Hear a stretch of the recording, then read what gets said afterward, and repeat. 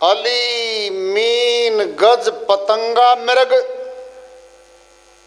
ये सभी जरें एक ही आंच।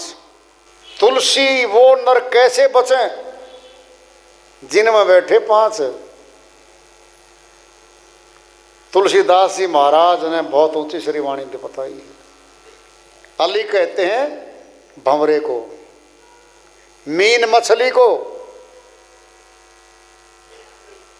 और हाथी गज मैंने हाथी, पतंगा और मृगा मृग, पांचों 84 के जीव हैं और एक एक विषय इंद्री बैठी है इनमें।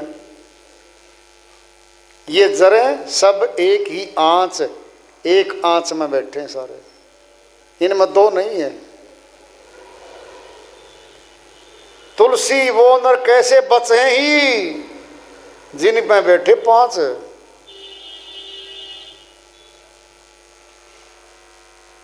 काम क्रोध लोभ मोह अहंकार, पांच विकार हैं। शब्द में भी पांचों तत्वों के पांच सूक्ष्म अंग हैं। शब्द स्पर्श रूप रस गंध, पांच ज्ञानेंद्रिय बनी हमारी पांचों तत्वों से, और पांचों ज्ञानेंद्रिय हमारे तन के लगी हुई हैं। कर्मेंद्रिय बाद में चलती हैं, पहले ज्ञानेंद्रिय जागृत होती हैं। पहले ऊपर से आदेश होगा,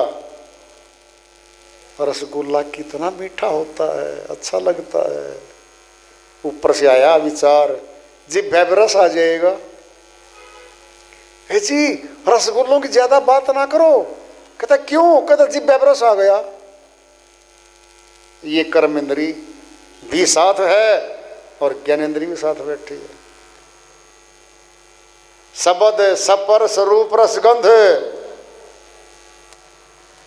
अली कहते हैं भंवरे को, सुगंध का आशिक है ये। कमल के फूल में बैठ गया, सुगंध मिली, सूंघता रहा। श्याम को कमल का फूल बंद होता है, वह बंद हो गया। भंवरा नहीं उठा, बंद होने के बाद उसमें मर गया। वो फूल की पत्तियां बंद हो गई, जब मर गया। सुगंध का एक विकार था। अली मीन है मछली, जिह्वा का बड़ा रस इस पे। कांटे पे शिकारी टुकड़ा मांस का किसी चीज का टुकड़ा डालता है। जल में मछली आती है, उसको खाना चाहती है, उसमें कांटा है, उसके मुख में कांटा फंस जाता है। कांटा फंसा और मछली फंसी।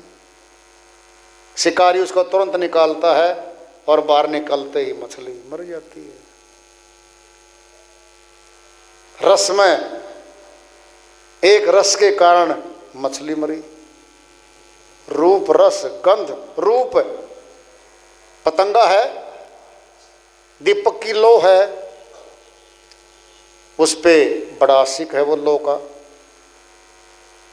और तुमने किस्सा सुना भी होगा समा परवाने का। परवाना कौन है? ये पतंगा परवाना है। समा कौन है? लो। समा का आशिक परवाना है। दीपक की लो पे बार बार पतंगा जा रहा है। एक पंख चलेगा, पीछे नहीं हटता, फिर आएगा, फिर दूसरा पंख चलेगा, उस पे पूर्ण मर जाएगा, वो आहूत हो जाएगा। एक रूप की आसक्ति ने पतंगे को बलिदान करवा दिया। किस पे? दीपक की लो पे, रूप पे। रूप रस गंध,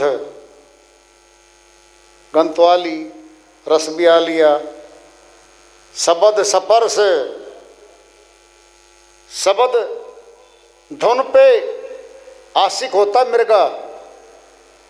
शिकारी पकड़ने जाते हैं वन में, कस्तूरी वाले मृग को पकड़ते हैं। वो जाल तैयार करते हैं, विधि बनाते हैं कई शिकारी, और बंसरी की धुन बजाते हैं। वह मीठी मीठी धुन का आशिक है मृगा।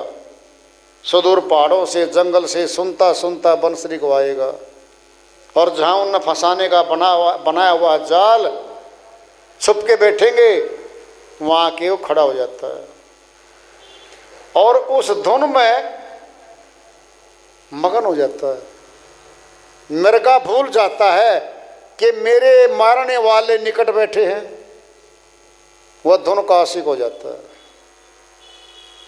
तैयारी होती है उनकी, तो जाल फेंकते हैं, मृगा को पकड़ लेते हैं और मार देते हैं, कस्तूरी निकाल लेते हैं। शब्द की धुन में गया। सपर्श गज, हाथी जो है सपर्श में गया।